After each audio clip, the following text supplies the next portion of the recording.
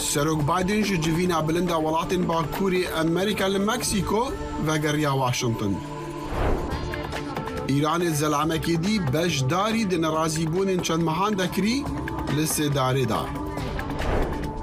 û şêfeka Kurd çend qonaxên berêkaniya lênana xwarinê di bernameka navdara televîzyonê de derbas kirine.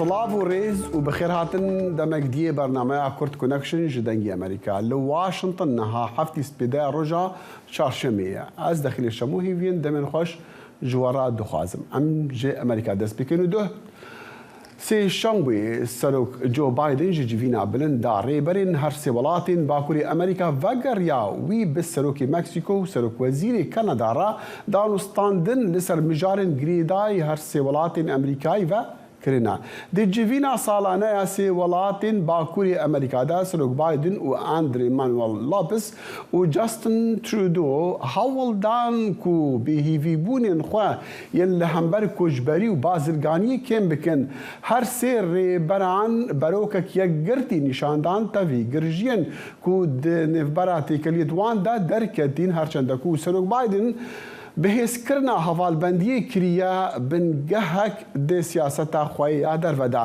لگاوا وان جیوینا دو سی شنبه لمکسیکو سیتی به کنفرانسا کروج نماوانی هف پش بداوی اینای وان نرینک گجبین دیار کرد.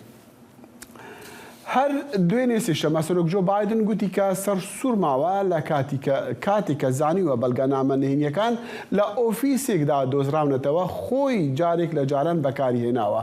سەرۆک گوتی ئەو خۆی و تیمەکەی هاوکاری تەواو دەکەن لەگەڵ پێداچۆنەوەیەک بەسەر ئەو بەڵگەنامە و ئەو ڕووداوەدا. بەڵێن ساڵح زانیاری زیاترمان دەداتێ. بەڵێن فەرموو. سپاس دەخیل ئەلبەتە سەرۆک بايدن لە دوانەکەیدا نکۆڵی نەکرد لەوەی کە ئەو بەڵگەنامانە لە یەکێ لە ئۆفیسەکانیدا دۆزراونەتەوە و جەختیشی لەوە کردەوە کە ئەم دۆسەیە زۆر بە ڕژدی وەردەگرێ. ئەلبەتە لە دوانەکەی سەرۆک بايدن هاوکاتی ئەو کۆنفرانسە ڕۆژنامەوانی هاوبەشە بوو کە لەگەڵ ڕێبەرانی هەردوو وڵاتی مەکسیک و کەنەدا کردی و ئەشکراکردنی ئەم دۆسەیە لە وەڵامی ئەو پرسیارەدا بوو کە هیچێک لە پەیامنێرەکان لێ کرد.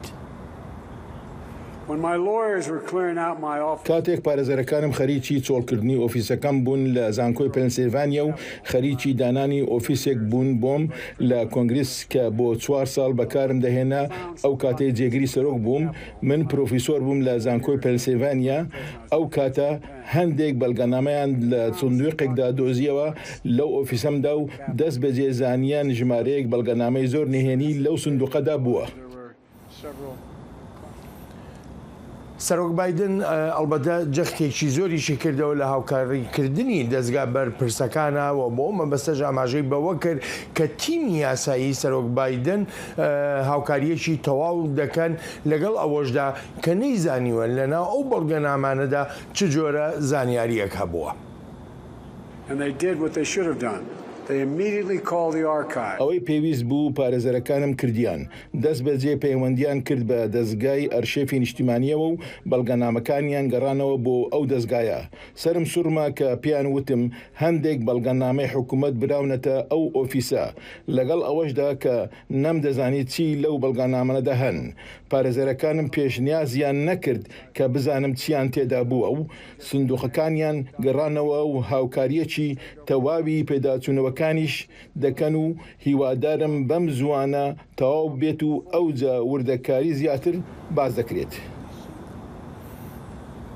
ئەلبەت پێشتر سەرۆک بايدن ڕوبەڕووی ڕەخنە و ناڕزاییەکی ئێجگار زۆری کۆماریەکان بووە بە تایبەتی پاش ئەوەی وەزارەتی داد لە بەڕێوەبەرایەتیەکەی بايدندا دەستی بە لێکۆڵینەوە کرد لەسەر ئەو بەڵگەنامانەی لە ماڵەکەی سەرۆکی پێشووی ئەمریکادا داناڵد ترامپدا دۆزرانەوە. چاودێر ئاماژە بەوە دەکەن جیاوازی هەیە لە نێوان ئەم دوو دۆسەیەدا بە تایبەتی لەو ڕوانگەیەوە کە سەرۆکی پێشووی ئەمریکا ترامپ ئەو بەڵگەنامە بەڵگەنامانی هەر لە پاش دەستبەرداربوونی لە دەسەڵات لە کۆشکی سپیکە ڕۆژۆتە ماڵەکەی خۆی لە فلۆریدا ئەو بەڵگەنامانەی لەگەڵ خۆیدا بردووە و بەخواستی خۆی ئەو بەڵگەنامانەی نەداوەتەوە بە دەستگای ئەرشیفی نیشتیمانی ئەمریکا وێڕای ئەوەی ئەو دەستگایە چەندان جار داوای گەڕانەوەی ئەو بەڵگەنامانەی کردبوو.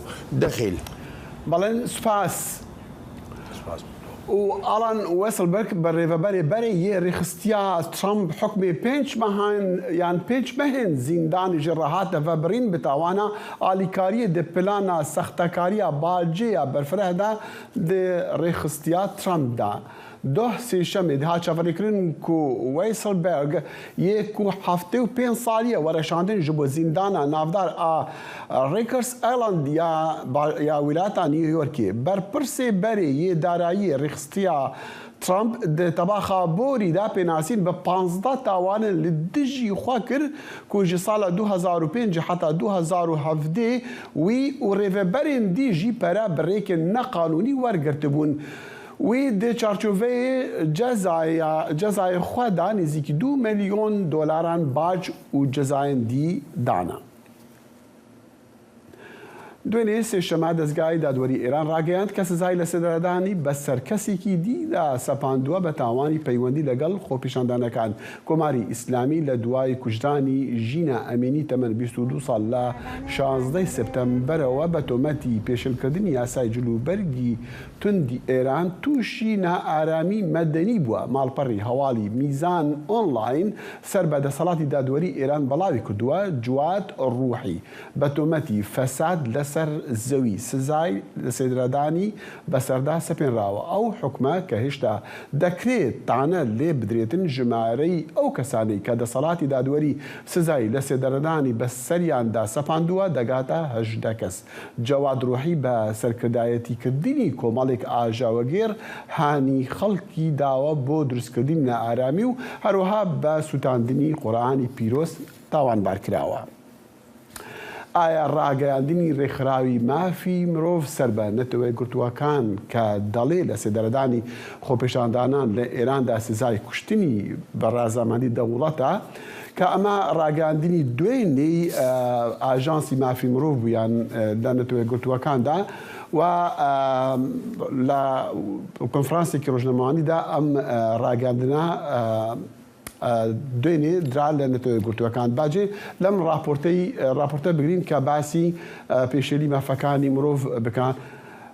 بەداخەوە لە دەرهێنان بەم دەڵێن کە راپۆرتەکە ئامادە نییە بابچین میوانێکمان هەیە بوو ئەو پەیامەی کە نەتەوەی گرتووەکان و ڕێکخراوی مافی مرۆڤی نەتەوەی گرتووەکان دەڵێ کە ئەم سزانە بە ڕەزامەندی دەوڵەت دەکرێن بۆ وەڵامی ئەم پرسیارە و چەند پرسیارێکی تر میوانداری خانم سۆڵماس دوورودی چالاکوانی مافی مرۆڤ لە سوید دەکەین.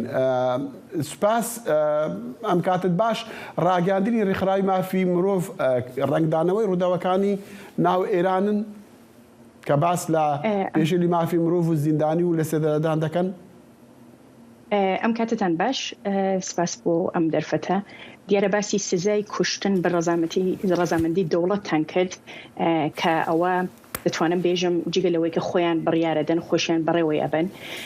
ئێدامکردن یەکێکە لەو سزایانەی کە کۆماری ئیسلامی ئێران هەر لە سەرەتای هاتنە سەرکاریەوە بۆ سەرکوتکردنی ناڕزایەتیەکان بەکاری بردووە.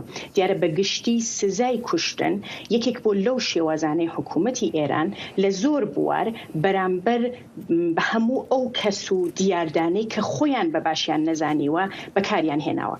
لە ئێرانی ژێر دەستی حکوومەتی ئیسلامیدا زۆر کەس بە هۆکاری جۆرا و جۆر ئێعدام کراون کە زیاترینیان و دیارترینیان نەیارانی سیاسی حکوومەت بوون کە لە ڕێژەیەکی زۆری بەداخەوە لە کوردستان ڕوویداوە و قوربانیەکی زۆری لە کوردستان بووە.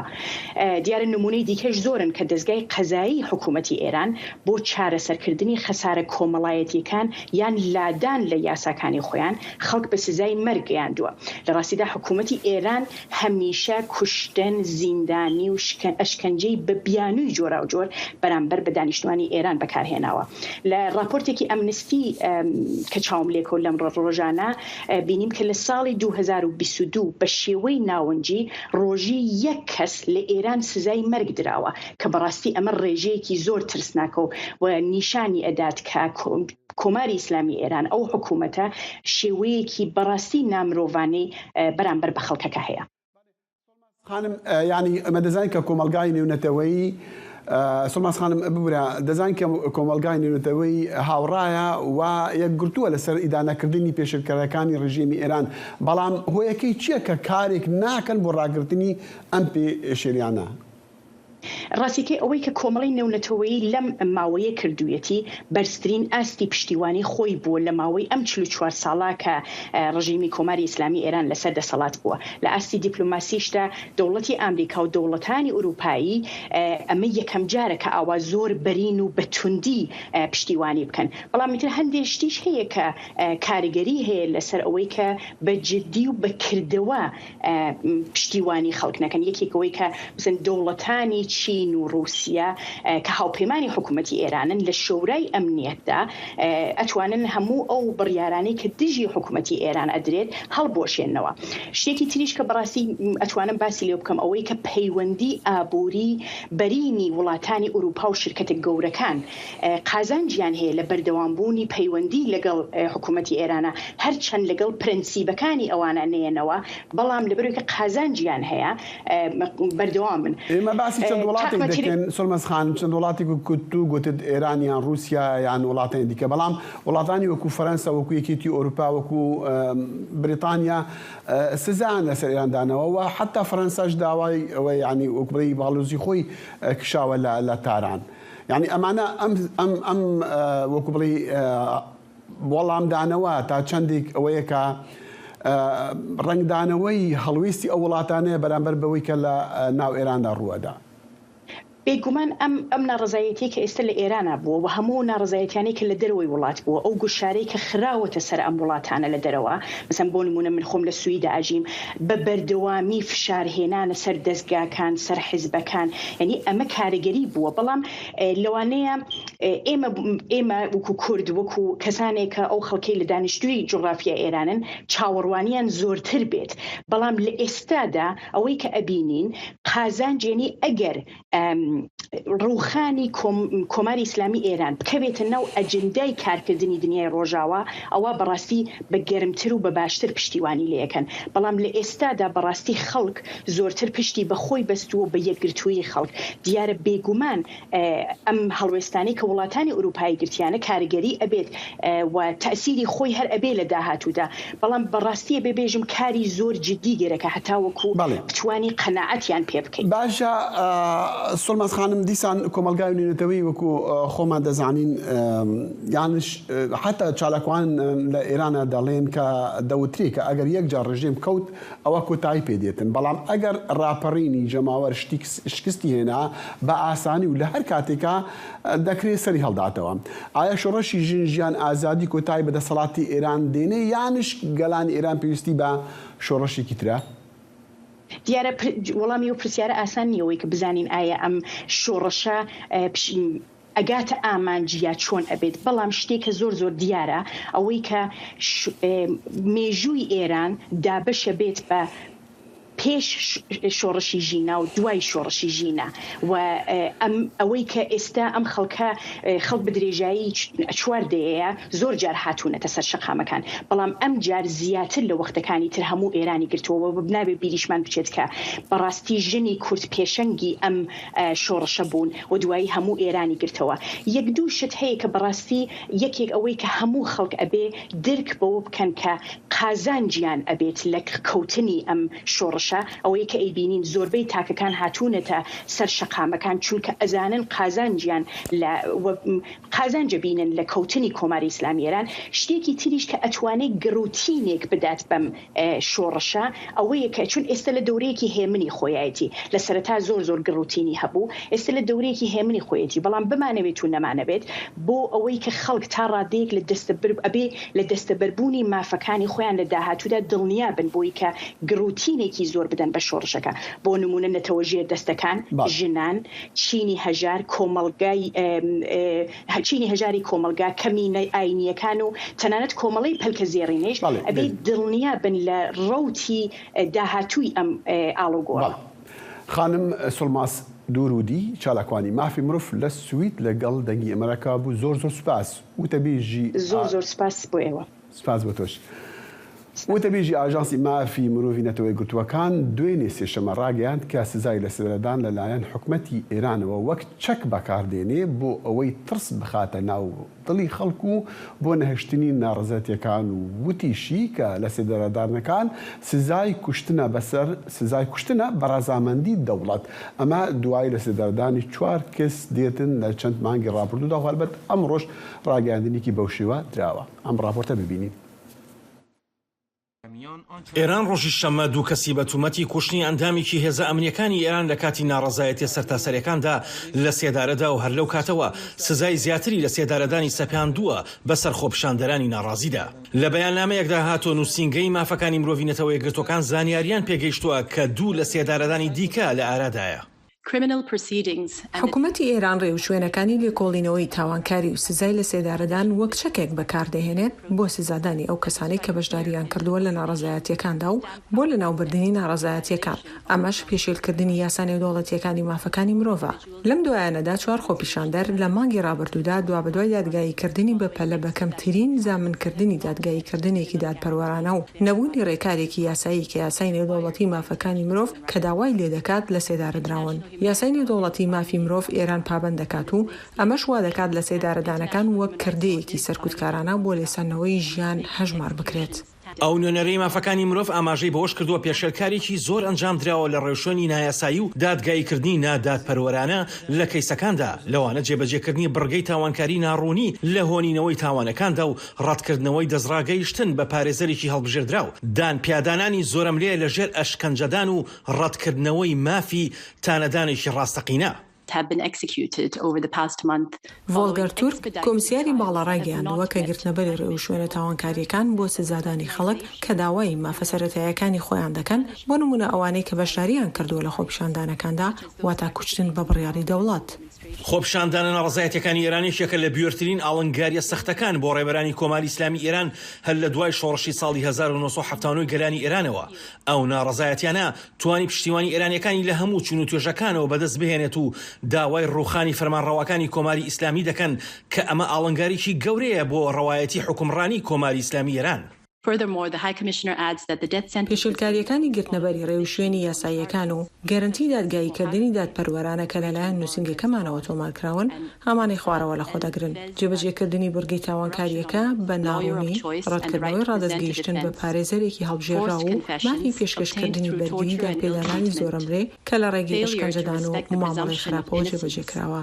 ڕێزنەگرتن لە گریمانی بێتاوانی ڕەتکردنەوەی مافی مانادار بۆ تانەدان لە سزادان. جگەلەوەش کۆمسیاری باڵا دەشڵێت سزای لە سێدارەدان دوای سزادان بەسەر تۆمەتەکانی وەک محارەبە، شەڕکردن لە دژی خودا و گەنداڵی لەسەر زەوی سەپێنراوە کە زۆر کەمترن لە تاوانە هەرە مەترسیدارەکان بەپێی یاسا نێودەوڵەتیەکانی مافەکانی مرۆڤ. لە دەرەنجامدا ژمارەیەک لە وڵاتانی جیهان جێبەجێکردنی لە سێدارەدانیان لە ئێران شەرمەزار کرد. ئاسۆ جەبار، دەنگی ئەمریکا. زایڵی داهێنان بەرنامەیەکی فەرهەنگی و هونەری بەشی کوردی دەنگی ئەمریکا. من ئاسۆ جەبار لە واشنگتن دیسیەوە هەردوو هەفتە جارێک دەبمە میوانی ماڵەکانتان لەگەڵمان.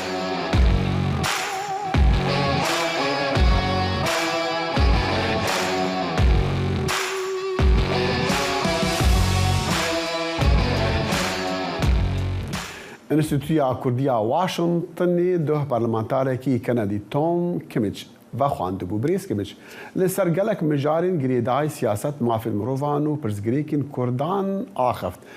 ئەو بە ساڵانە دی پەرلەمانی کەنەدیدا بەحسا مافین کوردانژی دیکە پشتی ئاخافتناوی هەفکار ئۆزلەم یاساک هەفپەیڤینێک پێڕە سازکرێنها ئۆزلەم ژناڤەندی نوچێن دەنگی ئەمریکا بەمەڕەیە ئۆزلەم فەرموو. بله داخل دهیف پیوینه ده گلک پرسین تکداری روشا کردا حرمین کردا ین به تایبشی ده قادا ناونتوی ده تینه نیقاش کرن جی پارلمنتری کانادی پرسی یک جوان وکی تیزانین هلوستا ده درباره erişin berdewam yen esmani u gefa erişek nuya bejayi ya Türkiye diji hezen Suriye demokratik yenle Bakur u rojlata Suriye bu parlamenteri kanadi bersivameda دامکی اپوزیسیون هلویستا ما وکو همان هلویستا کانادایه چه لیبرال به یانجی پارێزگار به ام هر دم بانگ لهر دو آلی ناکو دیکن کوشر و آلوزیان راوستینن پاجدا گاوان بهاویجن دانوستاندن و دیپلماسی ریین چاره سریا پرزگریکن وهانه به تایبت جی هفبند ناتو ین مینا ترکیه داخل وکی تزانین یک مجارین دن کو دروجوا کردان دایه لترکیه دوزا گرتنا پارتیا دموکراتیکیا گلان HDP'ye کو evji de kada navne TV'de je hela siyasetvanan be baldari te şopandın parlamenteri kanadi de ve halede ji helvesta xwe ji denge Amerika re eşkere kir. I think it would be a major error. لگور نرینا من بریاره کی وها یا دادگاه و ببتا خلات کامازم به تایبت جی نها گر سالا هل بجارتنین ترکیه سیامین پارتیا هر مزنا اپوزیسیون وکو دیجی قانون دیار دکه وکو انگام کی اپوزیسیون جی از هر دم شاش دبینم کو حکومت اگه زخته لسر پرگالا دادوریه بکه کو زیده تر تب بگرن دا کل دیجی هفرکن و لدادگاه نحق ورن کرن دما کو دوی بو ولاتیان وره هشتن بریاره بدن پارتیک دنگنوان حق دیار دکه یا نه داخل نتنوی مجارده مد گلک مجارن دندجی هلوست و شیرویم پارلمانتری کانادی گرت یک بالدار کو امبیجن ویجی دنگ امریکا ره دستنشان کرکو لکانادای هر کو دچه nüfusa Kürdan zeyde de be u dengdarên Kürt zeyde dibin ji ber vê yekê jî siyasetvanên Kanadî li ser mijarên têkildarê Kürdan baldariya wa zêde dibe. Belê Ozlam diyara vî endamê Parlemanê Kanadî li bera seredana Rojava bike ma tu jî pirsîka mebesta seredana wî çi ye yan ne? Belê li gora gihandina wî armanca sereke ve ya vê serdanê dîtina rewşa mirovî aborî siyasî ya li erdê û her wa wî destnîşan kir ku armancaka din jî dîtin bi nîqaşkirina bi karbidestên rêveberiya Xweser ra rewşa welatiyên Kanadî yên ku wek endamên Daişê û malbatên wan yan jî zarokên wan di kampên El Hol û El Roj da dimînin ne ku bi karbidestên rêveberiya Xweser re nîqaş bikin ku ka ew dikarin di vê derbarê de çawa hevkariyê bikin. Balê Ozlam yasak gelkî spas. Gelek spas.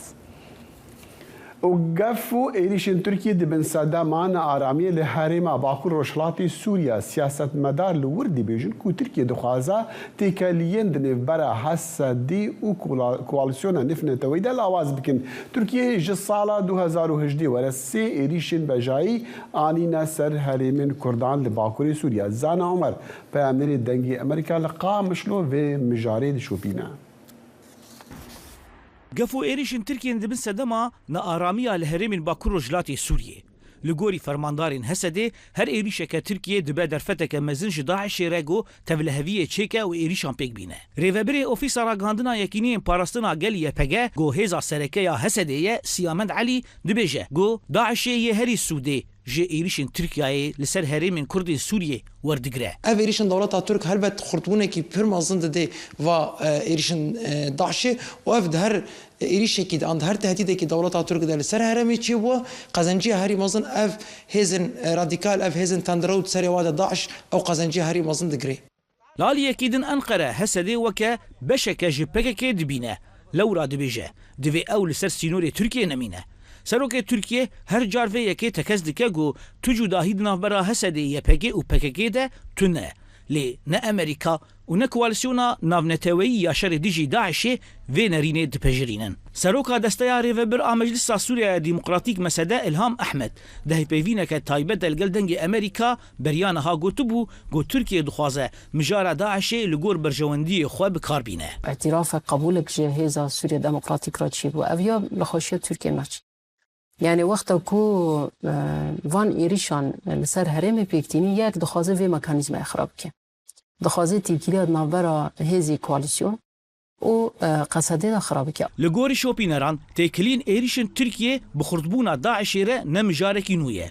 Şopîner dibêjin got deverên jêr kontrola Tirkiye li Sûriyê ji sala 2016 ve bûne zemîneke ewle ji endam û lîderên Daişê re. Bi taybet êleşkerî gelekî digirin û gelekî ji wê herêmna heta Daeş hêz digire. Daeş hêz digire ji wê herêmna ku ji nûva xwe ava bike. Tirkiye berdewam gefan li herêmên Kurdên Sûriyê dixwe got ew ê operasyoneke bejahî nû pêk bîne. Li gorî çavdêran ev yek dê fişara ewlehî li ser şaneyên Daişê lawaz bike. Ji ber got Hesedê wê bi bersiva êrîşên Tirkiye mijûl bûbe. Di encam de Daişê wê êrîşan pêk bîne bi du armancên sereke yek kampa holê. Adin girtîgehên got bi hezaran girtiyên Daişê lê girtîne. Zana Umer dengê Amerîka Qamişlo. نهاجی زانا عمر جی قامش رو راست خوب مرة زال دم باش دهوی ام زانن دیسان بحث هبو یان پیامک هبو کو مجلس سوریا دموکرات و هفبندیان اجتماعی سوری لقامش لو ریکفتنا و هفالبندیا خور راگهاندنا هر دو جی يعني وهردو آليان ريكاتنا لسر دجاتي كرنا سياسة تركيا دي سوريا دا و سياسة رد دكن و هالبث بزجيا خو جبو ريفبريا خو سر جدانه يعني او جرينجيا وي هفغرتني وان راغ هاندنا تشبو د مثلا هندي دكونها افغافين سوريا تركيا خلق نيجران سرفان غافين كو تركيا دكن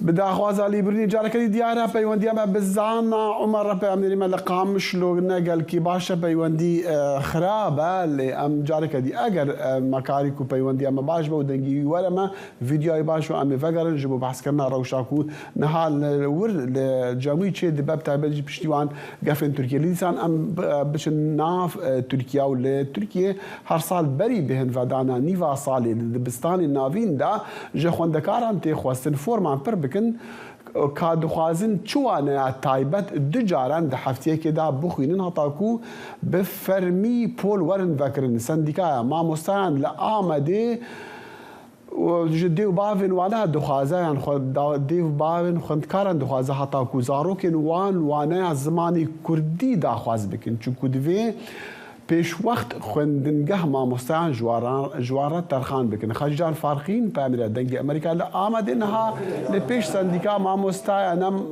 خجی دم باش سندیکا ما مستعان راگهاندنگ دایل سروی مجاری او چیا او چه نوعه سروی نه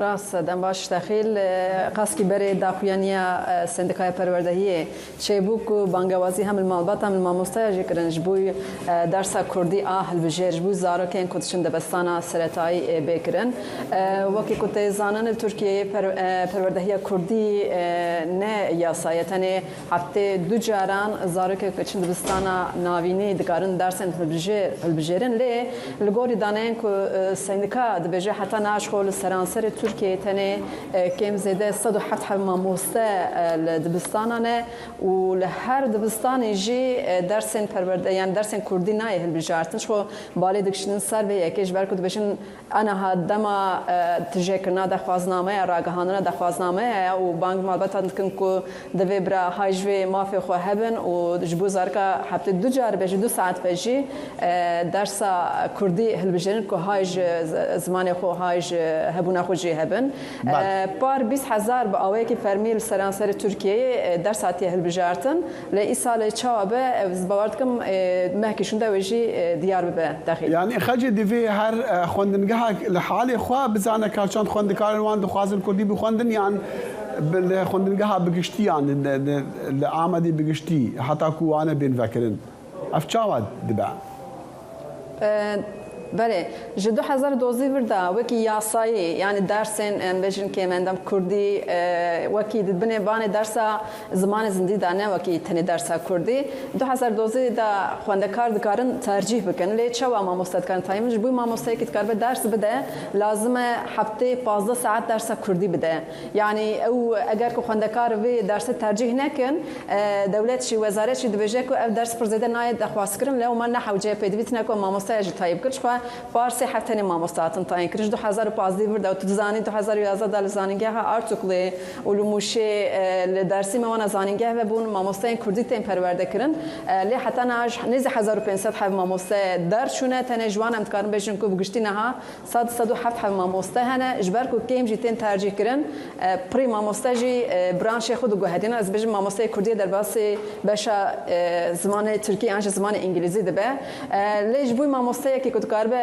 لدبستان کی درس بده هری کیم دی حب پول ورن وکرن اول هر پول کی جی هری کیم دی حب خوندوان هبن در روشک و هذا سازی دزگاه کردی سندکان کردی جی بانگوازی لمالبات کن کو زاروک درسا البجيرن باشا يا صايب كاربينن تبيجي حز هيا كو ديو فاف زارن وخا بال بدنج بو كو درسا كردي بخوندن افصال يعني هر سال دوی کلیه دا از بهشم دخواستنامه تیم بلاف کردن یعنی لی پار مثلا هست کرد تفکر که کردیه او کامپینی که دست بکرم که ایسال چه کامپینی دست بکرنه بانگوازیت کن دبیشم کبرا مالبات چه بکن دخواست کرد زارو کاجی هلبت از بارد کن به مالبات واگری دایه مالبات سانم لی نزانی کی جهه یعنی نزانی کی هه دوربونه کی هه جبر کو کردی دمه که درجه رای گشت مخابن دور کتیه لی مثلا پان کامپین هست کرده پار 100,000 دخواستنامه هاتن کم کردن هنارتن جبوی وزارت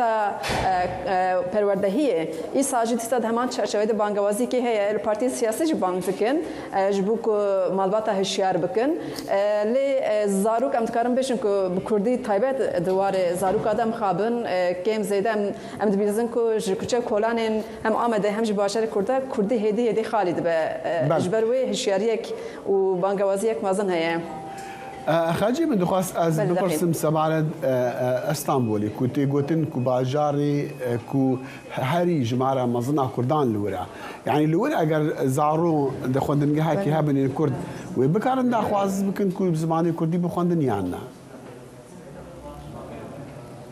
گر لوی دبستان از بجم جبوی ماموستای کی ور اکتار کرن هری کم دوی دی حف پول ورم بکرن یعنی هری کم 100 حف خوندوان ترجیح بکن اكو بجن ام خوازن دبن بان زمان زنده درس کردی هل بجیرن از باردکم لالی استانبول جی ماموستا هنه ل نتنی ابکارسات جبوی باجار کرداجی ام دبینن کو کم ماموستا نتنی الامد اسکارم و روشه بجم کم زده 20 حف ماموستا هنه کو او ماموستا جی هفته نکارم 15 ساعت درس خو تجابکن کو تقريبا درسان بدن افاناجي اگاهی که مج سندکای سندیه لو ما امکان بيجن قاسبونه کی يعني دخوازا فيربون داجي لاوازيه کی جهه و اویج نتنه ماموستاز باردکم اویا به هفکاری ماموسته مالبات و سیاست کردان مسئله کار چاره سربه چپاس دخواز زده و دولت مجبوره و دخواز و وک ماسیل بر چاوان بگره خالجان فارقين په امیر دنګ امریکا لا آمدی راست خو به مره بوګل کې سپاس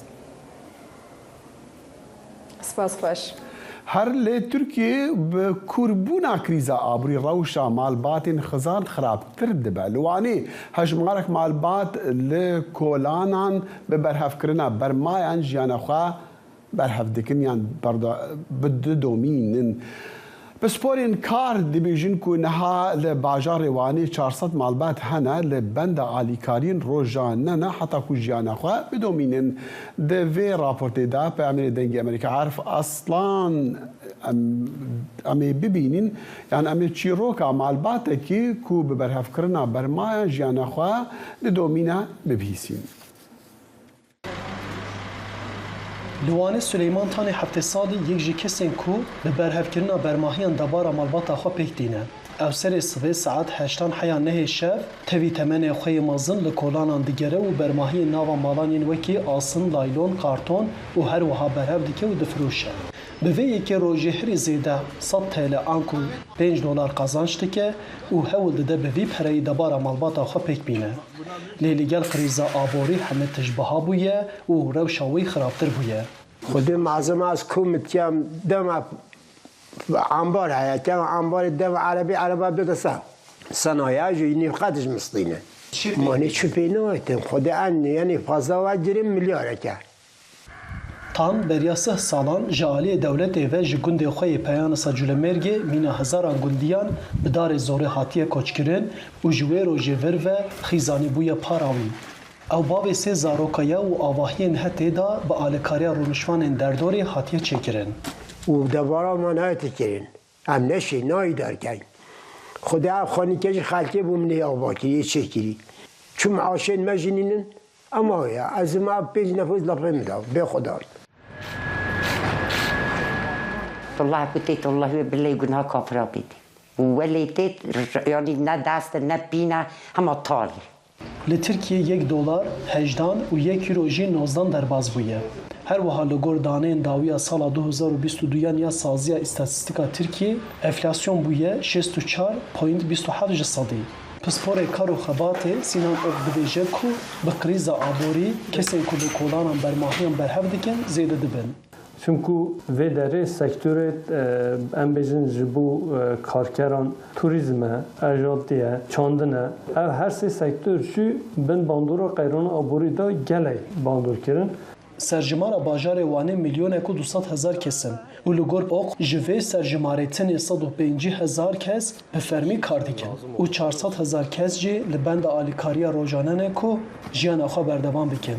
Ok wek sedema krîza aborî naçareserkirina pizgirêka siyasî nîşan dide û bi vê yekê vegirêdayî bi taybet qedexekirina zozanan biriya qayûman destanîna ser bajarvaniyan û nêzîkatiya li hember cotkaran tesîrek neyînî li ser aboriya bajarên Kurdan dike. Ber û çendê jî her malê da êdî yek yan tişte derve dixebite yan nav gemaran da kaxezan, plastîkan wan tiştê cudatır berhev dikin bu jiyana rojane êvarê bu şîva şevê dixebite herkes. Malbata tan dibêje ku ew ji mîna hezaran malbatên xîzan li benda çareserkirina krîza aborîne ku di şert û mercên asta mirovahiyê da bijîn. Arif Aslan, Dengê Amerîka, Wan. Her dem jara aboriyê Tirkiyeyê de saziyên statîkên Tirkiye rêjeya enflasyona herî dawiya salana weşandiye û dibêje ew rêje gihiştiya 64.27 ji sedê. Ew saziya aboriya di raporta xwe da dibêje li gor rêjeya berî 10 ji sedan daketiye. Lê bi kir û karsazên Enkerê vê yekê bawer nakin ew dibêjin daketin tune ye. Li şûna wê jî bilindbûna bihayan heye. Peyamêra yan raporta Peyamêrê Dengê Amerîka Eyyûb Demîr.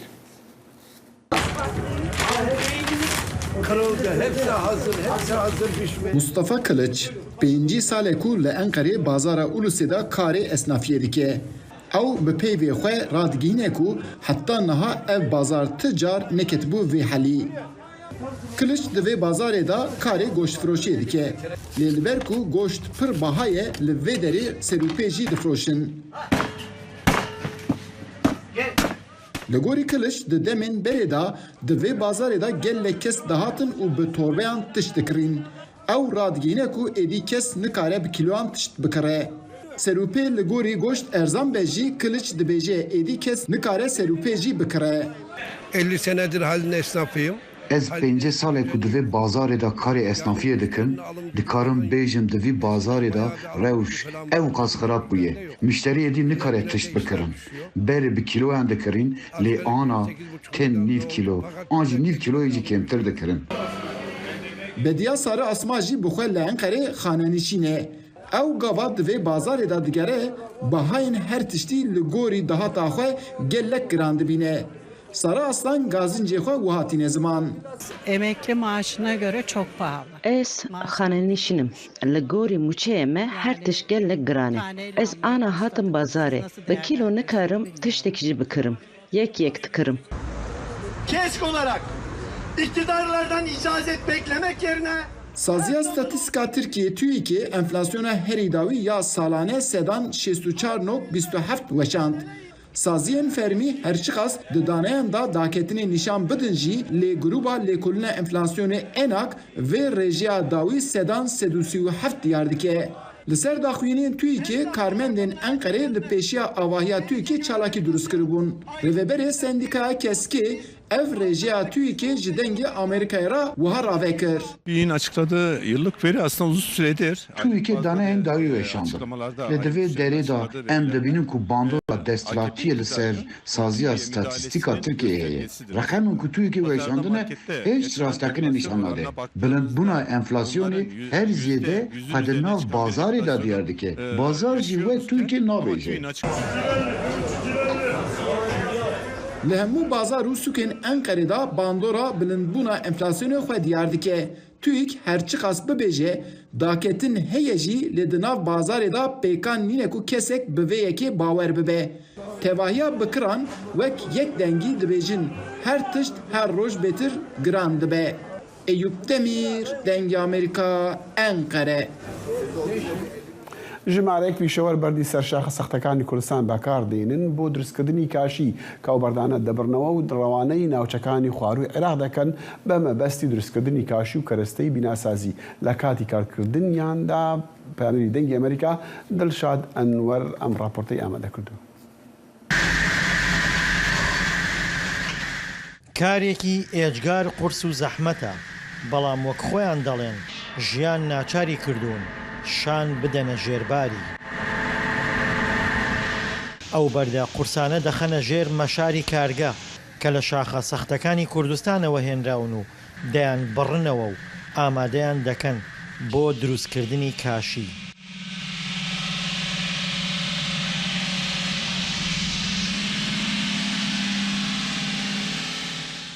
ئێمە ئیشی ئەم بەردە ئیشی زۆر قورسە، یعنی ئێمە ناتوانن هەموو ڕۆژ و جەوەکەی ماشەڵڵا زۆر ساردە، یعنی ئیشەکە بەتەن ئیشەکەن تەنەکەی ڕۆژانە هەر کەس فریا ناکەوت بوتن چونکە بەردەکەی زۆر قورسە و خراپە، یعنی معقول نییە بەردەکە وەکو بەردی جاران نەماوە. ئەم بەردە زۆر قورسە، یعنی ئێمە هەر ناتوانن ئەو ئیشەیەکەنە، بەس ناچارەتی ناعلاجیە. سنووری قەزای دەربەنی خان ژمارەیە کارگەی بڕینەوەی بەرد و ئامادەکردنی بۆ کاشی تێدایە. بەردەکان لە شاخەکانی پێنجوێن و شارەزورەوە دەهێنرێن و لێرە لە ڕێگەی مەشار و بە بازووی دەستی کرێکارەکان دەبڕدرێنەوە.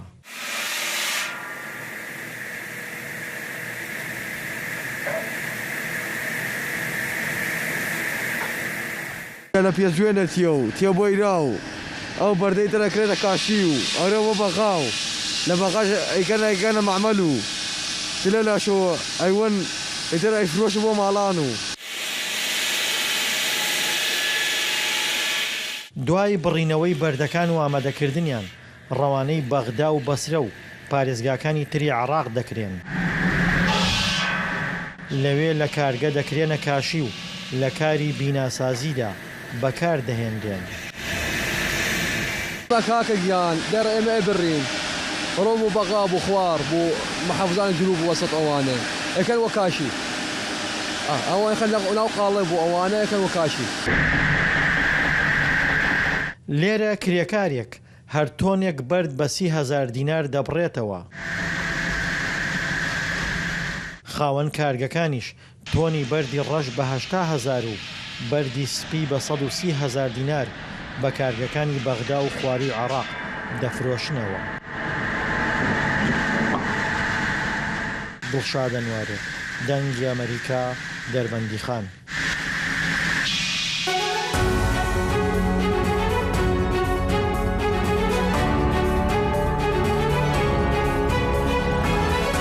واشنگتن بەرنامەیەکی هەفتانەیە لە بەشی کوردی دەنگی ئەمریکاوە ئامادە و پێشکەش دەکرێت. من بەڵێن ساڵح هەموو ڕۆژانێکی هەینی لەگەڵ پسپۆراندا تاوتوێی گەرموگورترین بابەتی ڕۆژ دەکەین لە پەیوەندی بە سیاسەتی دەرەوەی ئەمریکاوە. لەگەڵمان بن.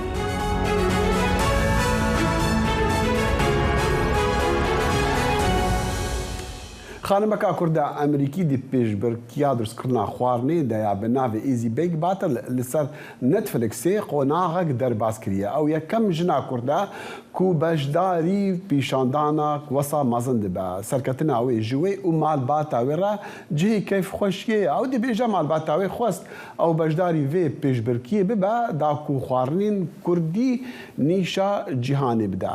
Peyamnerê dengê Amerîka Sînan Tuş demîr seredana malewî kiriye û ev rapor ji me reşandiye.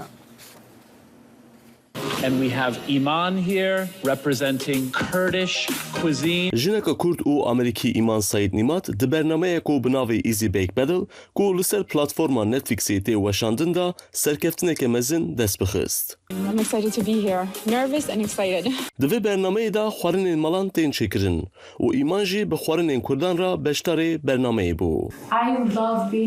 Ez gelek keyfxweş bûm dema min çand û xwarinên Kurdî di bernamê de parvekirin. Min hes kir ku hemû cîhan bibîne ka çand û xwarinên Kurdî çi qas bêhempan e. Ev bernameya bû min derfetek bû. Min jî bi kar anî. Ji ber ku ez bi xwe daykim, gabanîme û li malê dimînim û neçûme zanîngeha xwarin çêkirinê. İmam behsê xwe ve li Zaxoya Kurdistana Iraqê ji dayîk dibe. Dema ku 11 salî bûye bi malbata xwe ra koça Amerîkayê dikin. İman got ku wê her tim xwarin çêkirin hez kiriye. Dema em li Kurdistanê bûyn weke malbateke Kurd me herdem tişt û firavînên mezin amade dikirin. Lê şîvên me sivik bûn. Wî demî min hîvî ji dayika xwe dikir ku bihêle ez şîvê amade bikim. Wê jî rê dida min. İman zêdetir xwarinên Kurdan çêdike. Li di heman demê de xwarinên pêşgehên cuda jî yên wekî Amerîkî, İtalyanî û Çînî jî çêdike. û hemû xwarinên wê xwarinên malan in. Ez ji dayîk û pîra xwe fêr bûm xwarinan çê bikim. Dema ez zewicîm min herdem telefona wê dikir û dipirsî ka ew hin xwarinan çawa çê dike. Lê xwarinên Kurdî nehêsanin. Bi devikî mirov nikare pênasînan bişopîne. Başî min bi xwe pênasînên xwe çêkirin. Lê min teknîka dayika xwe bi kar de anî. Jina Kurd İman li ser medyaya çivakî xwarinên xwe ji bo nifşên nû parve dike. Ew hez dike ku çanda Kurdan zindî bimîne. Ji ber vê jî İman terîfan ji bo nifşên nû dinivîse. Niha şopînerên min li ser medya civakî bû min gelek peyaman dişînin û dilşadiya xwe parve dikin. Lewma dema ew pênasînên min dişopînin dibêjin xwarinên wan gelek bi tam û xweş derdikevin. Her wesa gelek jinên musilman jî ez di bernamê de bileçka min dîtin û bû min gelek peyam şandin ka çi qas wan hejê kiriye. İman ket neçûye zanîngeha aşpêjiyê. Ew her tiştî li mal bi xwe hîm dibe û li ser medyaya civakî dest bi parvekirinan dike. Ew hez dike ku ew çi hez bike çê bike û ji bo xwe li wir parve bike. Lê piştî van parvekirina bernameya Netflixê ya bi navê Easy Bake Battle wê gazî bernameyê dike. Piştî serkeftina bernameyê İman got ku niha ew hez dike rojekî bernameya xwe bi xwe çê bike û her wiha pirtûkeke xwarinên xwe jî pêşkêş bike. Malbata min gelek şanaz bûn dema min beşdarî di bernamê de kir. Xwişka min jî gelek hez kir. Ji ber ku ez ji xwe bêbawer nebûm. Lê xwişka min pidir ez handam. Min divêt ji afretên Kurdan re bêjim herdem derkevin pêş û tiştên nû biafrînin. Bay xewn û xeyalên xwe herin û qet baş ve neçin. Jina Kurd İman di pêşbaziya bernameyê de gelek caran bi xwarinên Kurdan ra dibe aşpêja yekem. û piştî bernameyê reaksiyonên gelek baş werdigire. Li belê ne tenê ji Kurdan, ji hemû cîhanê. Sinan Tunçdemîr, Dengê Amerîka, New York. Doh sêşembeyê bi 10,000 kes li wîlayeta Kalîforniya ber bi fermana valakirina malên xwe ketin ji ber barana boş ya barîna barana boş dawiya û her wesa jî bahozîn ku herî kêm 17 kes kuştine. Baranên boş û bûyîna sedemê lehiyan قرتنا ريكن سركاش كاندنا داران لهيان مروف اوتومبيل جي دبرخوا برنادنا فواندا زاروكا كبين صاليك وهطانوها وندعا جبر بارانو بفري بتر خلقي ولايات هاري بقربالغ امريكا شابر زبونا لغو ريمال برن سازين كشو هوايين امريكي در دورا صادو 10,000 مال و كارگهانجي لكاليفورنيا جروجا سيشمي ورا بإلكتريك معنا رجع شميل دف آفن ولاية نيو جيرسي للسر اقيانوس أطلنطيك بيلين درياي حوتك نهمتري دريش مري آفتا رخ آفان أف بوج شش حوتان كو دمها داويدا بمري درياي جدرياي دركتنيان درياي آفيتنا أف جيبو يا سدمي خموني جرانيا كومين كو خماوان جنجها نا فاندا باراسنا جنجه لوي ولايتي دي بيجا ونزانن كا سدمين مرنا فان حوتان تشيا لي كولينا لسروي دي كنو دي بيجن رانجا جوهرينين جنجه رول دي في كراساتي دا يا حوتان دهبا وهالبد جي بيزبونا دريايان برای تماشا فاین دیجام تیم داویه برنامه ایران کل کنکشن هاتا صبحی هر شاد و بختور بنو دم و ببینه خوش